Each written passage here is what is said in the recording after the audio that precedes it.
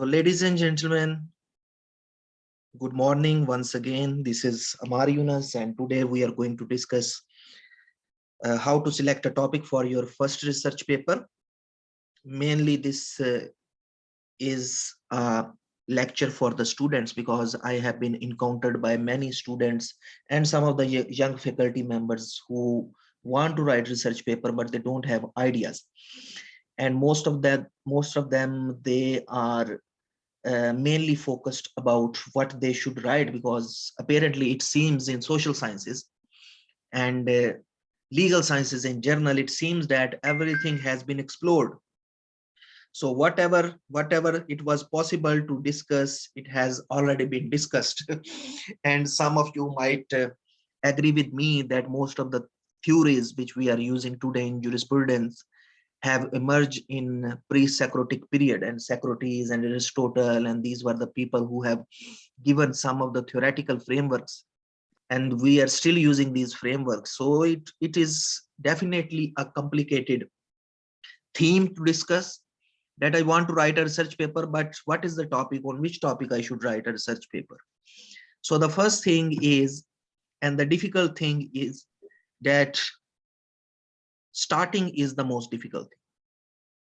Most of the time we spend our time, stamina and energy on thinking, and instead of starting to do something, we take so much time in doing different types of analysis, not objective analysis like cost benefit analysis, but different sort of analysis, and we waste our time, stamina, energy, resources and intellectual capabilities in starting. So if you are thinking about writing your first research paper, my first and utmost desire is that you should start immediately, because this is the difficult part. And a research paper, what is a research paper, and what we expect from the research paper? Not many expectations, but just to summarize anything what you think that is research worthy. This is my own definition. Yes. So you can go on internet and you can find numerous definitions of research papers, and what you should do, what you should write as a research paper. But my simple definition is that you can write on any topic what you think that is research worthy, regardless of this, that it has been explored previously or many people has written on this. Anything what you think that is research worthy, you should definitely do research on this, because it will enhance your own personal expertise in this area. Even this topic has been explored, and it will give you motivation to write something more in the future. So anything what you think that is research worthy, you should do research on this. But if you want to define the research paper, it requires you to critically think about, evaluate, organize and compose anything. Yes. So whenever there is a idea, and you want to put this idea on the paper, so what you are doing, you are thinking about it, means you are elaborating the idea. You are evaluating the idea, you are organizing, or you are composing, means you are extending this idea. Yes. So what is written here, you can read about it, but my single and simple definition is that research paper is to write about anything what you think that is research worthy. Okay. So what is the purpose? Sometimes we get blocked because we don't know why we are writing this. Yes. Some students are interested in writing a research paper because they think that this research paper will help them in getting admission in a good master or PhD program. Sometimes it does help, but sometimes it does not. Many universities are interested in recruiting students with good research potential, and in this regard, a research paper can be very helpful when you put this on your CV and show to the search committee that they should hire you as a master or PhD student because you have the research potential. In this regard, you should write a research paper. But this research paper should be very different from the research paper which you usually write for your teachers in the university, because the professors who are evaluating your application at a master or PhD level, their capabilities and expectations are much more higher than those teachers who teach you at the university, because their expectations are just to evaluate how much you know about a certain theme or topic.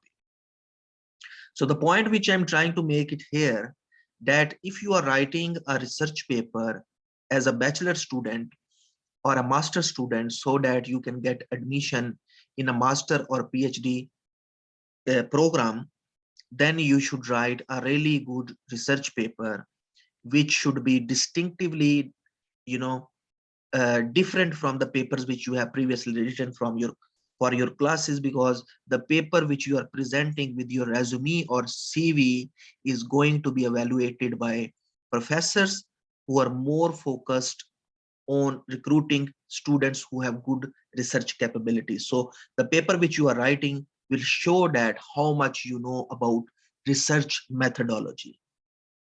So what is the research methodology? People often confuse the methods with methodology. These are two words which are being used interchangeably. People say that research methods and research methodology. Actually, both of these things, they are different. And I have tried to define them here. The research methods are just behaviors and tools used to select a research technique. Yes. So research techniques, there are so many research techniques. For example, literature review. You read books and find relevant literature. It is a research technique. You do interviews, you conduct surveys. Yes, these are the research techniques. So all of these techniques are methods. On the other side, methodology is the analysis of all the methods and procedures of the investigation, how research should be done. Okay, so the methods are just instruments, and the methodology is how to use these instruments. So when I was talking about the purpose, so I was saying that they are more interested in knowing your research methodology, which means that they are more interested in knowing that how you use different research instruments or different research methods in practical research. Okay, so methods are different from methodology. Methods are different instruments, whereas methodology is how to use these instruments. Okay, so research methods are different from research methodology. Also, there is a difference between basic research and applied research. So usually in the universities, we do basic research. Basic research is to extend the knowledge. It is to extend the theory. It is to extend the idea. We have knowledge. Knowledge comes from every source. Yes. So now you want to extend this knowledge. You are contributing to the field of legal sciences in a sense that it will elaborate a very basic concept. It is a basic research. Yes. It produces universal results. So you are talking about theory, you are talking about a specific topic, but the results are universal, which can be applicable on everything. For example, you are talking about economy, and you say that my research shows that the strong judicial system is very important for strong economy.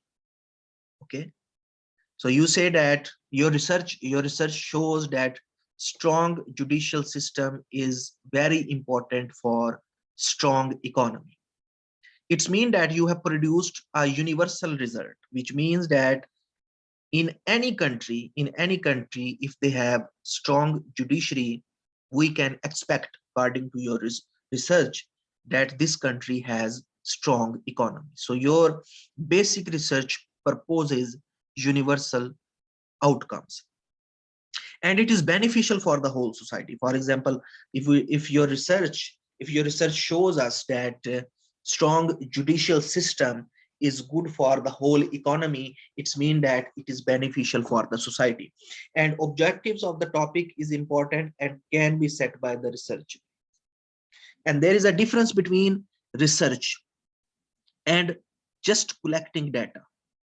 Many people just collect data, many people just do literature review, many people just conduct surveys and interview, and they say that we have done research. No, it is not research. Just collection of data or just conducting interviews or surveys or talking to the people, it is not research. Research has an objective. So if there is no objective, or you don't know why you are doing this, it's mean that you are not conducting research. So just to collect data or just to conduct interview surveys or questionnaires or whatever you want to do, it is not research, it is just collection of data. Okay, so the research always has a objective, means the person or the researcher who is conducting the research knows that why he is conducting this research. And if you look at the applied research, what is applied research? Applied research is narrow. It is not for extending the knowledge, it is to improve the understanding of problem faced. And these sorts of research are done in the institutions. For example, in the university, if the university is interested to know that why students are not happy with the teaching methodology and they want to conduct a research on this in the university, we will say that it is applied research. Or market analysis. For example, you have a product and you want to check the market, and for checking the market you conduct a research, it is applied research. And it is to find a solution of a specific problem. For example, when you do market research, what is the problem? You don't know that who will buy your product. So you don't know who will buy your product, and that's why you conduct a market analysis. And this market analysis, which is a research, shows you that which people are your targeted audience, why they should buy your product, how your product is different from other available products in the markets, and so on. So these kind of specific questions are discussed under the umbrella of applied research, and it helps us in management. Management means in problem solving. If you are looking it from the marketing perspective, then it will also management of your product. If you are looking it from the university perspective, it is also about management of the knowledge or the teaching methodology, pedagogical management. So applied research is about specific problems. It resolves specific issues. It is more practical, and it helps in understanding a single situation from the stakeholder perspective. On the other side, basic research is more broader. It extends the knowledge. It produces universal results. As I gave an example that you can say that the strong judicial system is a key to the strong economy, as it is a universal result regardless of the situation, regardless of the country, yes, or regardless of the time. It is beneficial for the whole society, and it has a specific objective. Okay, so this is the difference or distinction between basic and applied research. Whenever you start a research paper, you should have in your mind that which sort of research you want to conduct. You want to conduct the basic research, or you want to conduct the applied research. Okay, so one thing I just want to say to everyone who is present, that if you have any question, you can ask me the question right away. Okay, so there is no need to wait that I will stop, because I don't stop. It is a problem with me, I know about this. So whenever you have any question, you can just start speaking and I will try to answer. I am very much comfortable with this style of teaching, so don't think that you are interrupting me, or don't wait for me to stop, because I usually don't stop. Okay, so the difference between basic and applied science in one line: when you conduct a basic research, you answer to the question that why it is important.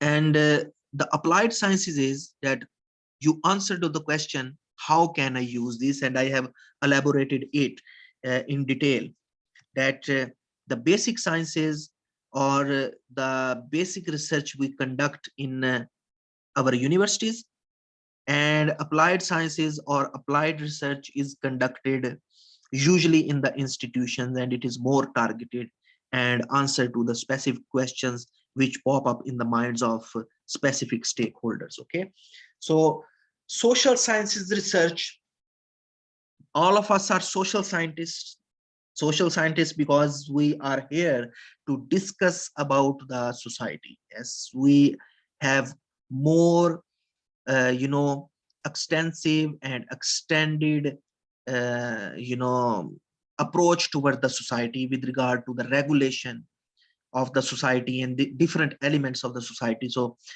we deal with the human personalities, we deal with the individuals and the role of individual in the society. That's why we are called as social scientists. As a legal scientist who is also a social scientist, the purpose of legal scientist is to maintain law and order and ensure that there is justice and equity. Okay, so social science research seeks to understand hows and whys of human behavior, how the human does this and why human does this. Yes, if someone kills someone, why he kills someone is a question of sociology, psychology, criminology, legal studies, and all of this falls in the category of social science research. Yes, how the human interact with other humans in different situations, why people become angry when they are hungry. Yes, when people are hungry, they become angry. It is the question of social science research. And how, if you try to answer the question how, it's mean that you are conducting social science research. Okay, so this is for my legal scientist colleagues. Social scientific studies of law, you divide it into two categories: the pure socio-legal research, you can say that basic research.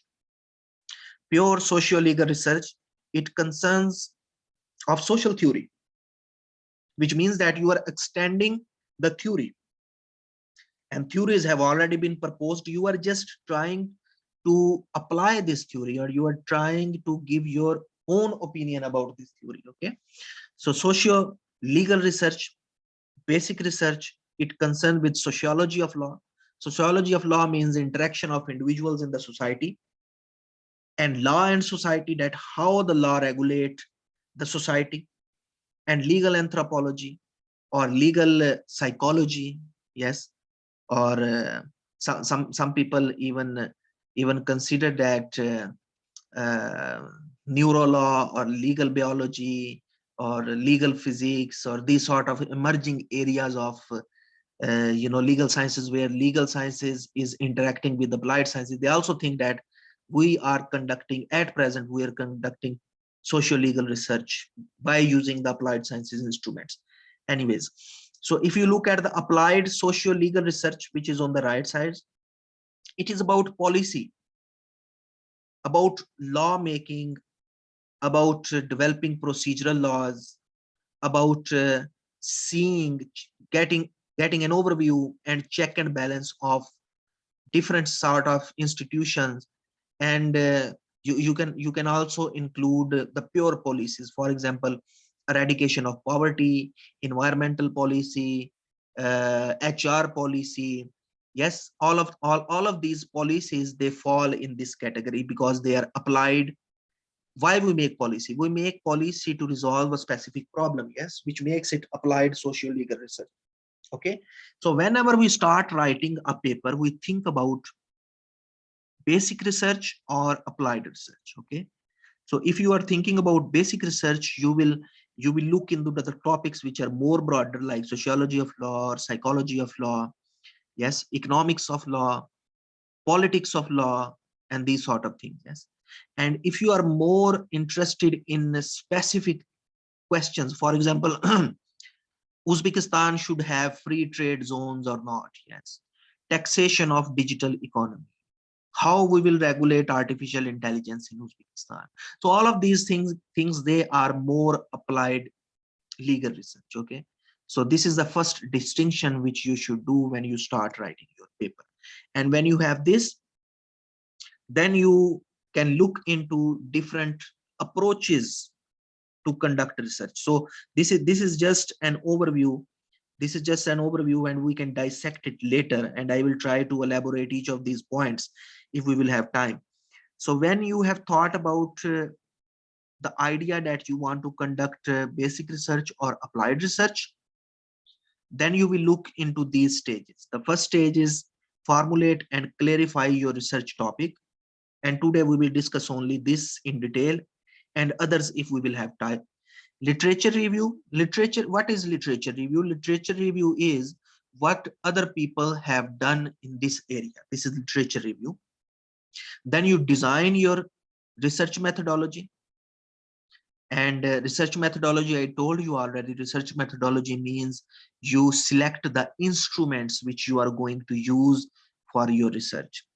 Then you collect data. You can collect data by reading books.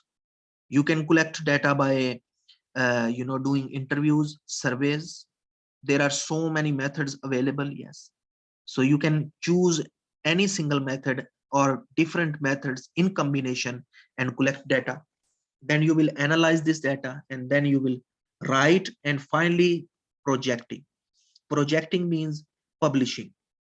Okay, so many people start from publishing. They start looking for journals, and they start looking for where they can publish. Yes, it is totally wrong in the sense that there are so many other important steps which you have missed.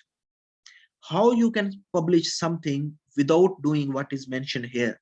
Yes, so people usually start from projection. They think that we should start by looking at journals which will publish our article. This is totally and absolutely wrong. The approach should be that first you should conduct a good research, and later you should think about where you can publish it. Yes, sometimes you can publish in a good journal. Sometimes you can publish it on a newspaper. Yes. Or if you are not being appreciated by any journal or any newspaper, you can publish it on your social media. I myself do it many times when I have an idea, and instead of wasting this idea, I prefer to write it on my Facebook page. Yes, it is also about projecting. Maybe someone will get motivation, or someone will be interested and will extend. Okay, so the purpose of legal scholars is to conduct research, to share ideas, and they shouldn't be, theoretically speaking, they shouldn't be worrying about projection of their ideas. Okay, so ideal design, this is something which I do when I conduct research. First, I make a conceptual design. Conceptual design means theoretical design in my mind, in which you can see that I think about objective of my research, why I am doing this, how I will do this, different research questions or conceptual models, different definitions, and their operationalization. Operationalization means you have a variable or something of importance, and how you will use this variable in your research. So this is a conceptual design. And with the passage of time, with more research, you don't need to write it on the paper. You can do it in your mind as well. So technical design is your research strategy, which I mentioned earlier, which material you need and how you are collecting this material. So all these things are related to the logistics, and this is called as research planning. So research design is the combination of conceptual design and technical design.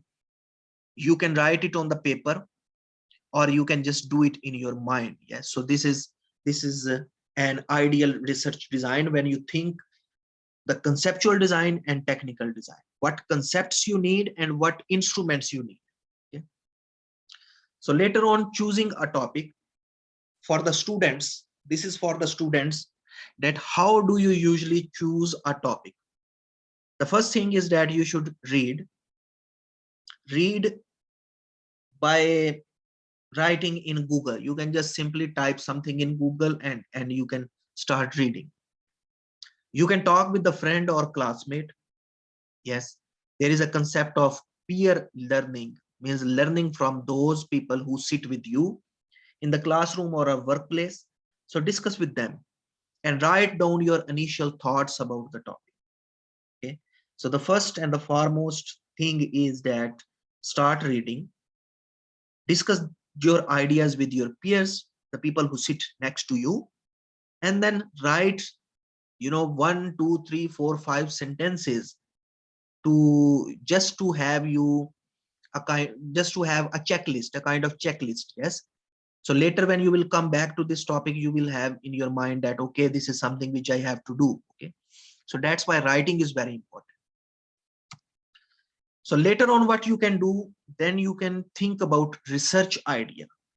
Here you have discussed a topic, which is, I mean, a thematic area, a theme. And here you are going to discuss about research idea. So how to define your research idea? The first method, and the method which I use, this is called as Delphi technique. Many of you already know about it. What is Delphi technique? Delphi technique is that when you have a topic in your mind which you have already discussed with your colleagues, then you send this topic for discussion to the experts of this area. You can go and talk to them, you can send them emails, you can send them, a letter, you can call them. So after getting a theme, a topic, you will apply the Delphi technique. And Delphi technique is to discuss the idea with the experts of this area. Okay. So you will select a topic, discuss with your colleagues, refine the idea, and then you will discuss it with your experts. Why it is important? Why it is important to discuss with your colleagues before discussing with experts? Can anyone think about a reason that why we should discuss with our colleagues before discussing with the experts of this area? Maybe colleagues can see our problems before we get with experts. Maybe they see some basic problems that could seem very silly. It is also one of the reasons, but why I suggested to discuss with the colleagues is that colleagues are more tolerant towards our blah blah blah. So if you are just discussing an idea which is completely stupid, it is more suitable for you to discuss with your friends and colleagues in a more informal environment rather than to discuss with an expert. Yes. And to waste his time and to fed up him, and in the future he will not answer to your emails or calls. Yes. I am saying this from my personal experience, that many people you will find and they think that you are expert of certain field of law, and they will start discussing very stupid ideas which you don't want to listen, and in the future you don't want to talk to them. So instead of applying the Delphi technique right away, it is better to discuss with your peers, with your friends in an informal environment, and then you can refine it, and then you can discuss it with the experts. Yes, this is the only logic. Otherwise, if you are very comfortable to discuss with the expert, and expert is like your friend, you can talk to them. Yes. So just for the students, that instead of bothering your teachers with your ideas, it is better to discuss with the colleagues. It is better to discuss with someone in your family if he is expert or have some information about it. Read about it, write 2-3 lines, and then come to an expert. So Delphi technique is to discuss your idea with the expert. Then you can conduct a pilot test or preliminary study. Pilot test means you can conduct a research at your own level on one page. You can test your ideas, discuss with your academic colleagues in the classrooms, in a more formal environment, like a class presentation. If you are a teacher, you share this idea in different conferences, seminars, symposiums. Yes. So symposium, conferences, and seminars, basically these are to discuss crude ideas. These are not to discuss, very specific and concrete ideas. Usually the conferences are to get feedback. The academic conferences which we organize in our classrooms or universities, these are to get the feedback of our peers. And when you get good feedbacks from your colleagues, by presenting your ideas in different conferences, and by discussing with the experts, then you start integrating your ideas and refine your ideas, and this will be your final wording which you will write on the paper. So now here I have given you the full overview with regard to how you will starting from thinking, discussing to writing. What are the main benchmarks for writing a very good research paper? Now let's move on to find a topic of interest to you which you can discuss. So when you find your work interesting, it will come across to the others through your writing. So when you have a topic in your mind and you have started discussing with your colleagues, so it is not only about writing, it is also about speaking. You have started emailing the experts, or your colleagues will give you their feedback because this will be interesting for you. And if you are getting good feedback, it's mean that this is a good area to explore. Okay. So topic versus issue. What is the difference between a topic and issue? A topic is a thing or idea. An essay can be written about. So you can write an essay on anything. For example, my favorite university, or the city where I want to spend the next 5 years, or what I want to be in future. These are the topics. Okay. So issue is something around which you can construct a debate. So issue is something on which people take sides. Some people are for this issue, some people are against this issue. For example, vegetarianism. We should not kill animals for their meat. Some people are for, some people are against. So for and against, it's mean that it is an issue. Okay. So the difference between topic and issue: the topic is general, it is your personal opinion. No one usually cares about it, what you think about something. But when it comes to the issue is when the people take sides for and against. Okay. So for and against means there should be a debate between individuals, between academicians, between the members of academic community, or the people who are working in industry or other relevant stakeholders. Okay. So if you are interested, to know that this topic is worth writing, you should answer to this question: what is already known? Okay. And it will again come by reading and by searching on internet. It is possible, and pretty much it is possible, that the idea has already been explored. So if you are writing on something which is already known, you should think about an additional topic or issue which can substitute or extend this existing area of knowledge. Okay. If your topic is already been explored, then you can think about something else related to the topic or application of this topic, and you can extend the knowledge by conducting the basic research. Okay. So now, how to select a research question? For selecting a research question, there are different tests, and the first test is the Goldilocks test. Goldilocks test uh,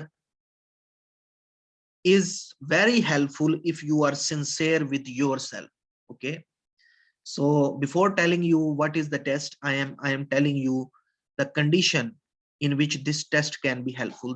The Goldilocks test to select a research question will be helpful when you are sincere with yourself.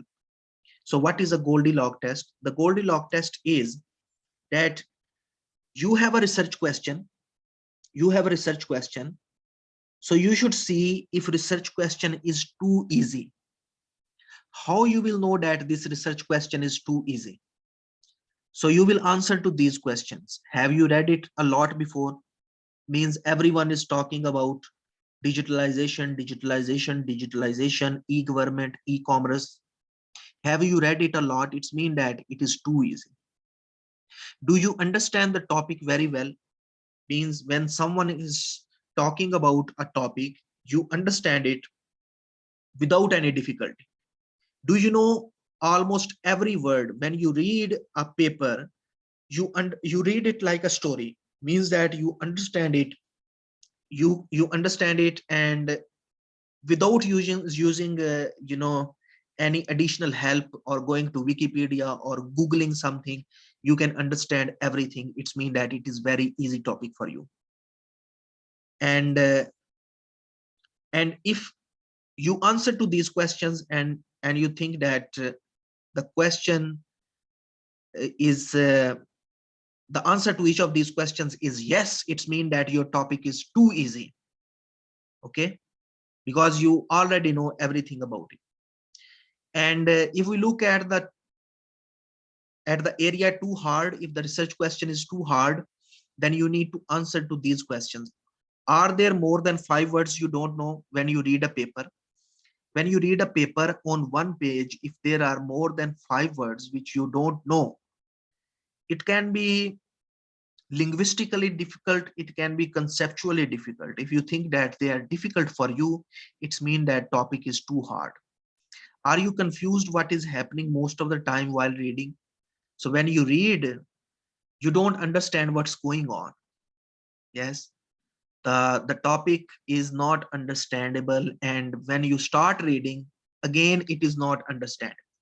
Most of the time it happens that topic is difficult, when you start reading you start understanding. But in this case, if you think that while you are reading you are not understanding, it's mean that it is very difficult.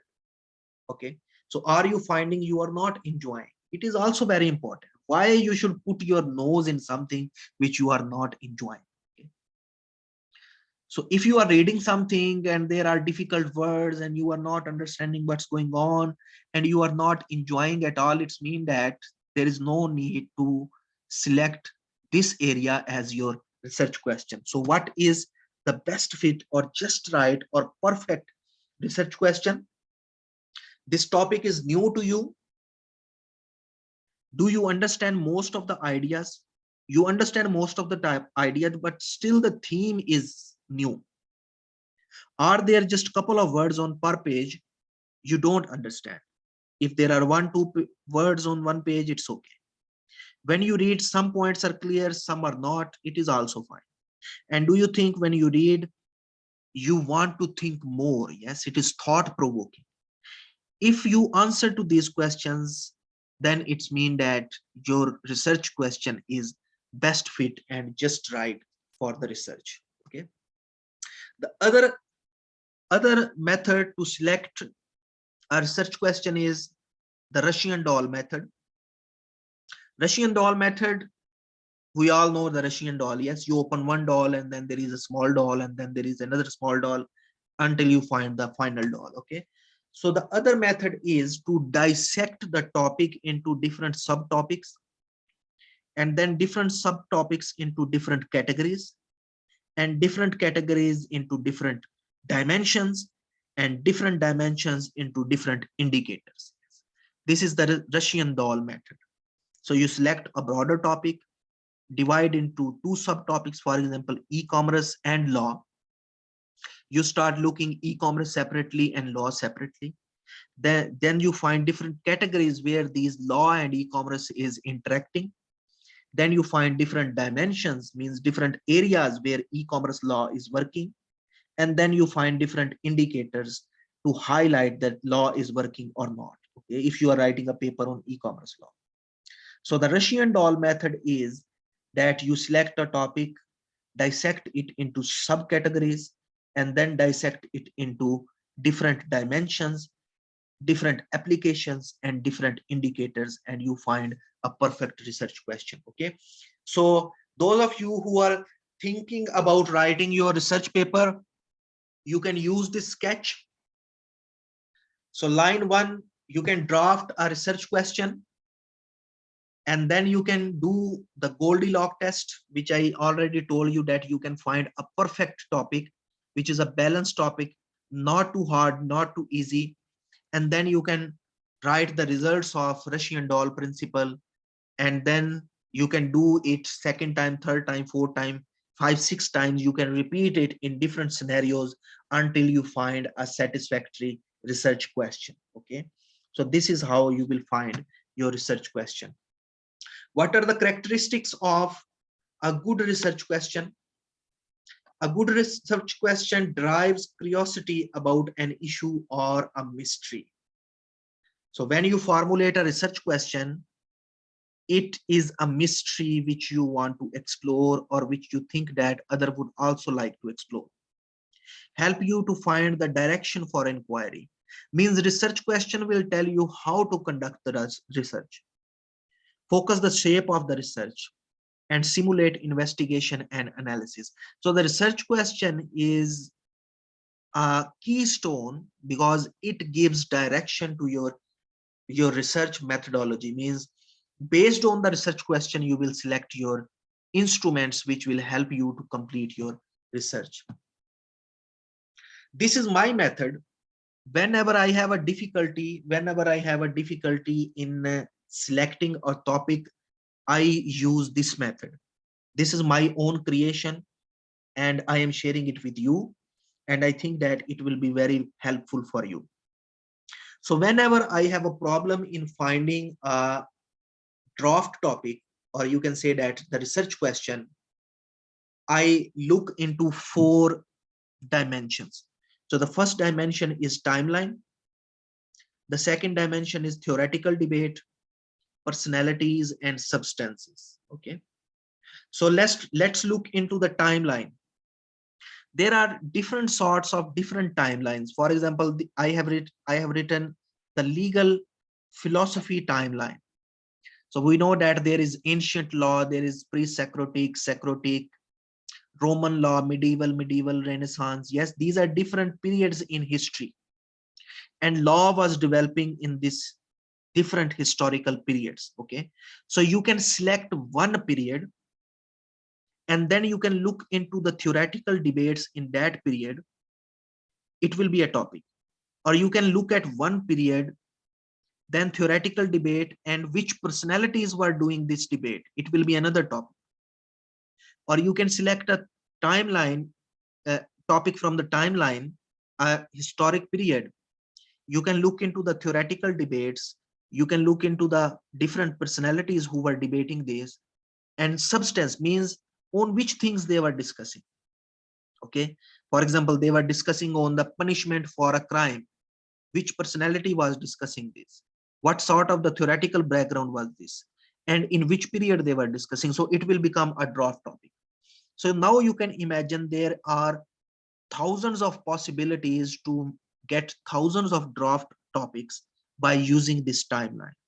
Okay, let's see further. Another example of timeline is we have different types of historical judicial systems. Customary law, or Roman law, or jus commune of Europe. It was the combination of, the Roman law and the canon law. Canon law is the law of the Bible. Okay, and then the national codification started. For example, Uzbekistan is also codified Roman German legal system. And then there is a common law, which is, British and American, where the judges make law and the judges gives precedent in their judgments. Okay, so you can look at one of these timeline. You can take Roman law, and then you can take a theoretical debate, then you can discuss personalities, substance. You can connect these dots and you will have a talk. Okay, so this is another other method. If you want to see what are the theoretical debates, there are so many theoretical debates. For example, natural law theory, legal positivism, legal realism, legal interpretivism, normative jurisprudence. Yes, normative jurisprudence is about morality, what is right and wrong.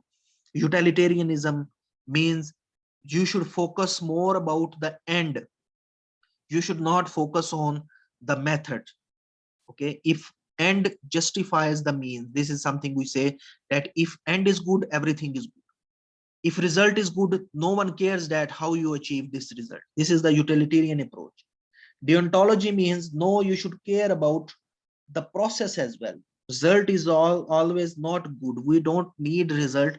We also should concern about how you achieve this result. Okay, so these types of theoretical debates are in legal sciences. So you select one period from the timeline, one theoretical debate, and it is a topic.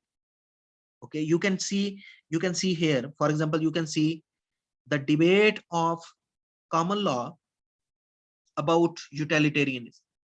It is a topic. What are the debates between utilitarianism and deontology in Roman law? This is a topic. Yes, then you can include personalities, substances, and you can have more diverse topics. Yes, this is another example of timeline. Yes, and it also shows the thematic debates, for example, theoretical debates. So this is the timeline of first industrial revolution, second, third, fourth. Now we are living in the era of fourth industrial revolution. And if we talk about themes, the theme in the first industrial revolution was mechanization. Second industrial revolution, it was mass production. Third was automation, robotization. And there you can find, yes, you have a question?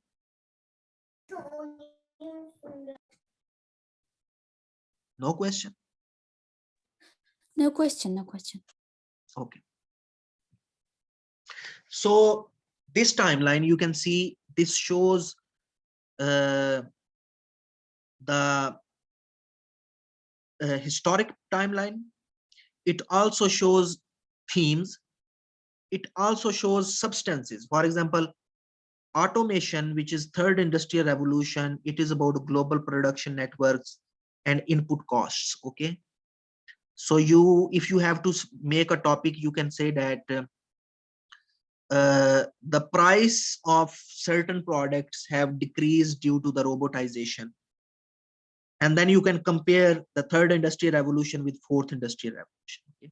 So this is a good example that how you can use different domains to make a topic. These are different legal scientists or philosophers, starting from Socrates to Siju, also disciple of Confucius. So I took this from Wikipedia. Okay, so don't take it very serious, but just to give you an idea that these were the people who invested a lot of efforts in development of legal sciences. So you can select one of these personalities, and then you can discuss about substance. So there are so many things which can be considered as the substance of the legal sciences. For example, you can take different generations of human rights as a substance to put here. Okay? Or you can take different industries which are developing in different areas, or during the different periods of industrial revolution. It is a substance to discuss. Okay, so you can take digitalization as a substance, or new innovation technologies as a substance, and then you can simply fill this chart and you will have a draft topic. Okay, so you will look into the timeline, you will look into the theoretical debates. For example, these were the theoretical debates which I showed you. Yes, natural law theory, legal positivism, legal realism. There are so many others. You can think about a personality, you can think about the substance, and then you can simply connect the dot, and it will be a very good draft research topic for you. Okay, did you understand? Hello? Yes. Yes, Mr. Yes. Ammar, it was very comprehensible, Yes, very Professor. very Oh. good table, or very good Yes. scheme, So, I think. yes, so there are thousands and millions of options available when you use when you just simply multiply these 4 domains. Okay, so that's why I always have a topic. I never feel a difficulty. Then you can compare between the timelines, you can compare between the theoretical debates, you can compare between personalities and substances. Yes, so I mean, it is a limitless possibility. If you think that I need to find a really unique topic, you can simply compare Roman law with common law with regard to a natural law theory between Hegel and Kant, because Kant was more deontology and Hegel was his teacher, but more utilitarian, you can say. And then you can take a substance that what both of them were thinking about modernization, and it will be a very good draft topic. So this is how we select the topic. Okay, so let me look at the time, how much time we have. Okay,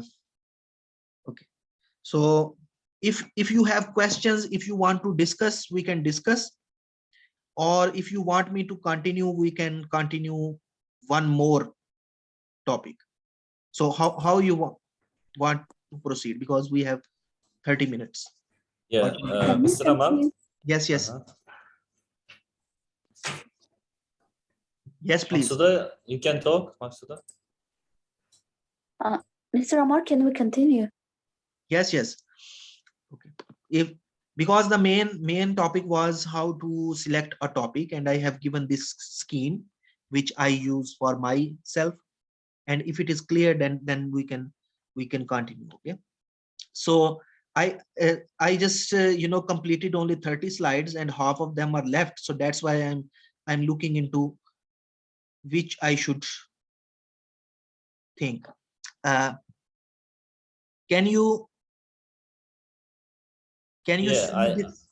we can see. I think the more important or more interesting will be the research process, maybe. Yes, Research cycle, yes, research problem. research process. But before that, I just want to show some very important resources. I don't know if I will be able to show this website. Okay, just a minute. I just want to share some websites which can help you in starting the basic research. Okay, let me. Okay. So can you see this website? Yes. Yes. Discover research and life. Yes. Yes, you know about this. Have you heard about it? No. No. Okay, so this is much better than Google Scholar. This is much better than ResearchGate or academia.edu. Yes, this is much better than this, and I will just show you how it is better. So here you can define your primary research interest.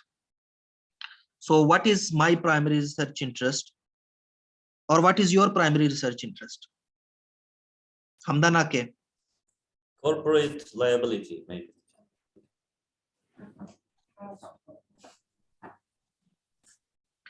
So corporate liability. So it already have corporate liability, means it has given me the suggestion that corporate liability is there. Now he is giving me, here you can see the recommendations. Yes, limited liability company, corporate criminal, corporate law. Yeah. And Oh, it's mean that, they are all relevant. Yeah. yes, it's mean that he already has papers or data available with regard to this. Now, okay, he's asking me to I am already registered. It is free, by the way. It is free.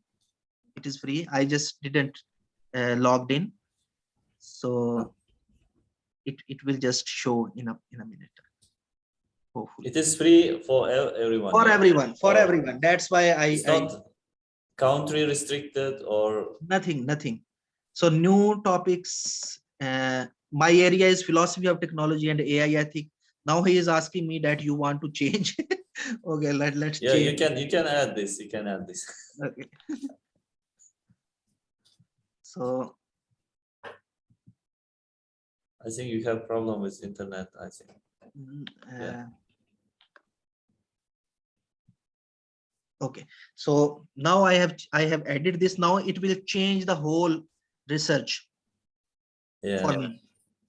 So these are some of the latest papers, top read from the last 6 months. Okay, Yeah. so you can open and you can read it. And now he will start sending you the emails also with regard to the papers. Every day, one paper, he will send you one paper. Okay. Okay. Very good. So Very motivating, maybe. Very disciplining. yes, very systematic. Yeah. The Yeah. thing is that very systematic and very useful. I every day I get one email from them about one new paper in my domain. Okay, so you can take it as an example. Now another website, it is called as connected papers. Okay, connectedpapers.com. Do you know about this? To be honest, No. the first time. Okay, so connected paper is also very important. Here you can write uh, corporate liability. So you will search the corporate liability. It will show you the papers. It will show you a paper. And the interesting thing about this is that it will show you that which paper is connected to which paper. It uses neural network. Yeah. Neural network. Yes, you can say that website is embedded with the machine learning, Yeah. and it can show you that which author. I mean, my setting is according to the authors. So the darker the circles, it's mean that this paper is more important. So on right side and the left side, on the right side you can see original paper. On the left side you can say that these paper have taken some elements from here. Okay, so the bigger there are, you can see that it is a very big cluster, because the topic is very broad. Okay, Yeah. so there you can see some of the topics. For example, in the small cluster I have seen energy growth. It is also corporate liability, and it is connected to the bigger cluster. So it is very interesting, uh, a time spending activity in your free time, and just to look at the random things, how different things are connected to each other. Okay, so these two resources, if you are not using, I strongly suggest you to start using it today. Okay, now Thank you one very much. one more interesting, I think that you know about it. It is SSRN. uh, Yeah. We know SSRN, this one. yes, SSRN is much more sophisticated than academia tochka edu. It is more interesting than researchgate or Google Scholar. Okay, so it also provides you different options for research. And I like this SSRN because all the good authors, they have their profile on it, and they publish their draft research as well on SSRN. Okay, so in Google Scholar or in other platform you find only published research, but on this platform you can find the draft research of almost all the good authors. Okay, so these three websites I will strongly suggest you. One more website you already know about it. It is Scopus. Scopus is paid. Unfortunately, uh, our university is not providing this service, but Scopus is paid. And if you have a paid version of Scopus, it will be very beneficial, and it can provide. I just want to show the possibilities with the Scopus, okay? And then we can ask someone to share his login and password with us. So on the Scopus website, you can search the documents. You can write corporate liability. And I did a research by using the abstract and the title, okay? So it starts from the latest one, from 2022. It will show you the corporate and liability separate. Here you can find all open access articles from the years, according to the authors, according to the subject areas. You can find articles, review, book, chapter, conference paper, okay? So final and also the draft in press, with different keywords, with different affiliation, coming from different countries, and also, you know, in different languages, including Russian. Okay, so you can limit and you can exclude. And also you can find secondary documents, which are drafts and patents as well. Okay? So these three resources to begin with, to start reading or to do a narrow research, first is discovery.researcher.live, connected papers, and SSRN. These are some of the suggestions which I want to give you. Yeah? So now a little bit about research design.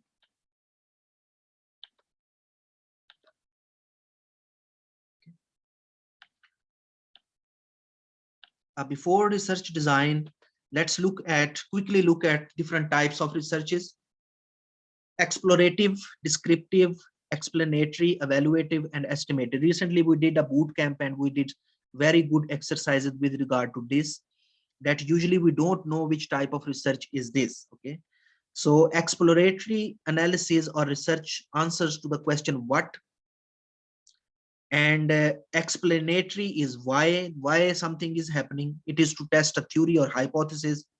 If you want to give recommendations, which we write in a policy paper, then you are doing evaluative analysis and you are answering the question, so what?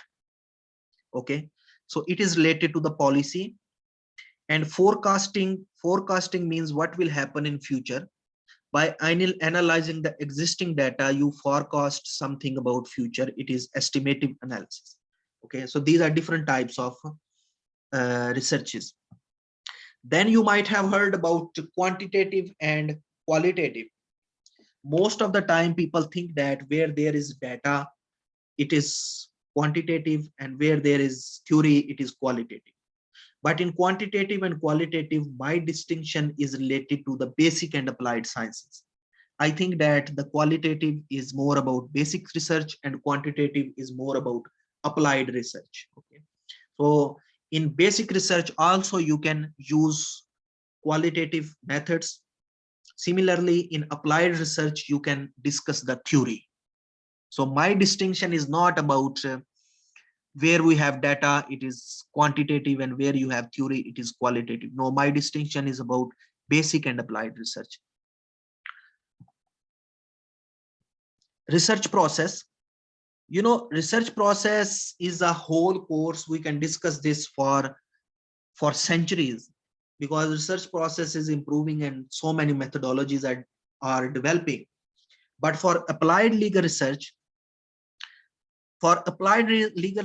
in this cycle, the first 4 points are very important: research problem, statement of purpose, research question, and hypothesis. So research, I have slides, but I will just give you an overview, one liner to remember. Often we confuse research problem with statement of purpose and research question and hypothesis. Okay, so research problem is knowledge gap. What is required? What is not there? Research problem. This is something which we have discussed earlier.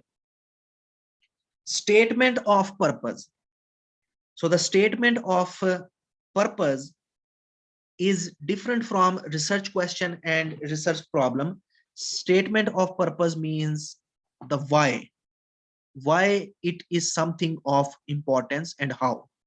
Okay, so let me define it for you as well. So an educated guess, tentative point of view, untested preposition. This is hypothesis. So you have a problem, which is a knowledge gap, and then you make an opinion of yourself, which is an educated guess that why this is happening. Tentative point of view, you think that this is this, or untested preposition.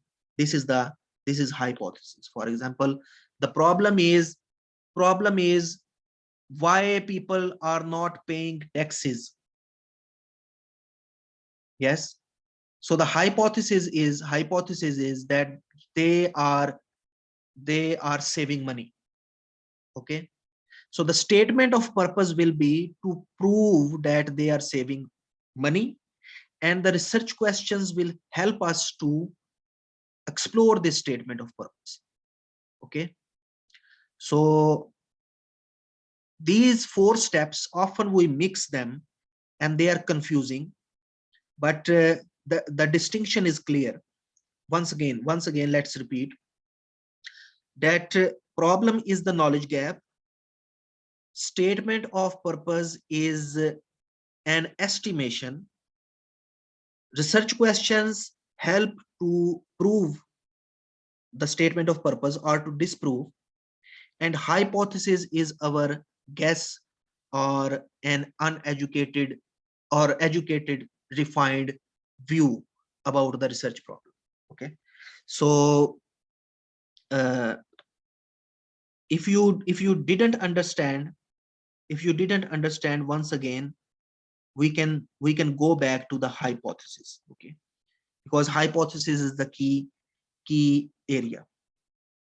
So the hypothesis gives us a universal statement, the relationship between variables, or it is existential statement, relationship between variable for one case. So universal statement for basic research, existential statement about applied research. So the basic research universal statement is connection between two things. For example, poverty, the democracy is influenced by the poverty. So you can say that the more the poorer people, the more support the democracy. This is your hypothesis. Okay, so you can say that the poor countries, they support democracy. It is your hypothesis. So the research problem is to explore this area because there is no literature available. Statement of purpose means you will take a stance, you will take a narrow direction, and then you will formulate questions to explain the statement of purpose, which will answer the hypothesis. Okay, so this is the first 4 stages of research cycle. You can say it that it is your literature review, in a sense that you can do this by reading. And then it comes to the research design. So research design depends on your hypothesis, if it requires basic research or applied research. Then you can do the data collection. Again, you can do the literature review if it is a theoretical discussion, or you can do the surveys or interviews, or other methodologies, mixed methods. Then you can analyze the data, interpret the data. Interpretation can be done by humans, or there are so many different softwares available. You can use one of those softwares. They can show you the correlations, and then you can communicate it by writing a paper. Okay, so what is a research topic? Research topic is basically your research problem, what we discussed today, and these things, they come later. One research problem can have various hypotheses. one research problem, for example, why virus is being caused. Yes, what is the cause of, or make it more general, that why people are dying when they have flu. Is it a new virus? It is a research problem. And there can be different hypotheses and different statement of purposes, and different research questions will be there to support this statement of purpose. And finally, people will prove or disprove their hypothesis.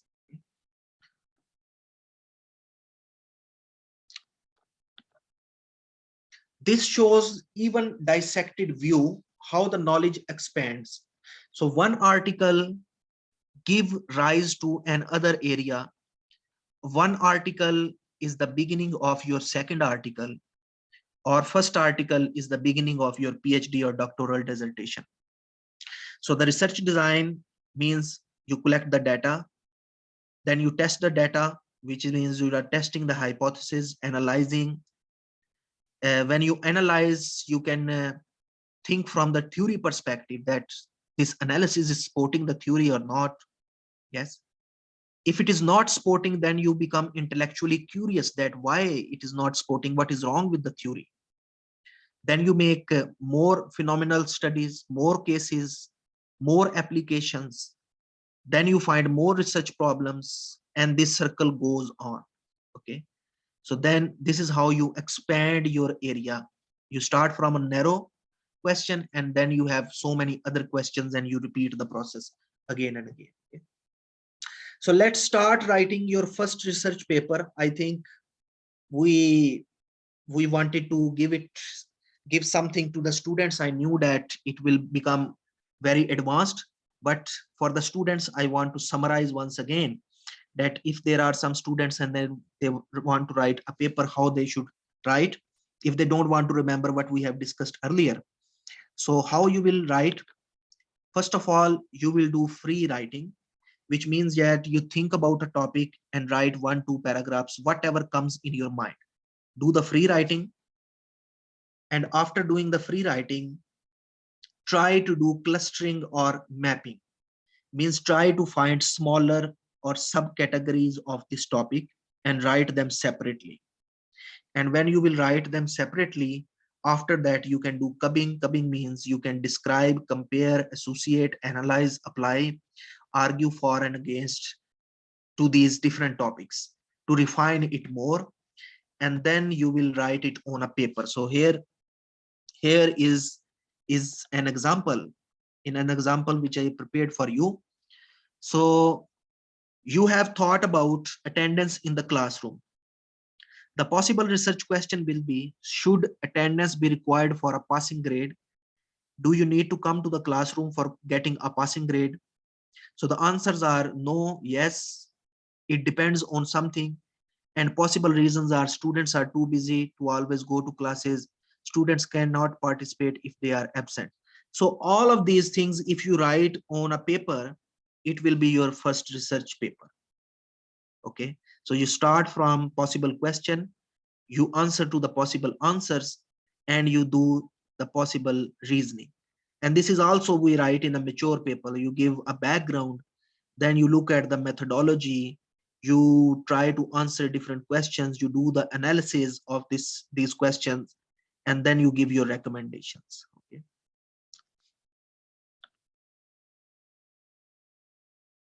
Thank you very much for your attention. If you have any specific questions, we can discuss. Thank you very much, Mr. Ammar. I think it was very valuable information for everyone. And we completed on time. Yeah, exactly on time. If you have questions, you can ask. I think some of you already have questions. Okay. Please, you can ask questions.